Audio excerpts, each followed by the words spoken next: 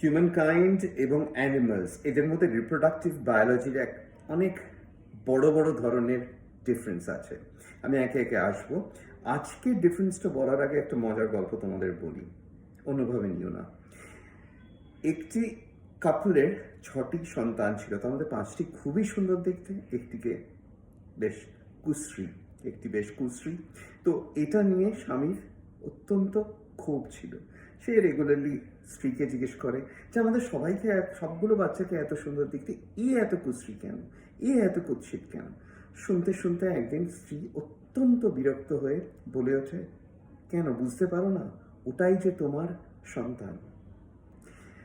মজা হচ্ছে যে অ্যানিমাল কিংডমের মধ্যে যখন অনেকগুলো বাচ্চা হয় তাদের মধ্যে এটা ঘটতে পারে এবং ঘটা খুব অস্বাভাবিক নয়। তাদের 3-4 জন পিতা। তো দেখবে তোমরা কুকুরের বাচ্চা, বেড়ালের বাচ্চা বিভিন্ন রঙের হতে পারে, কারণ তাদের জেনেটিক্যালি পিতা এক একজন।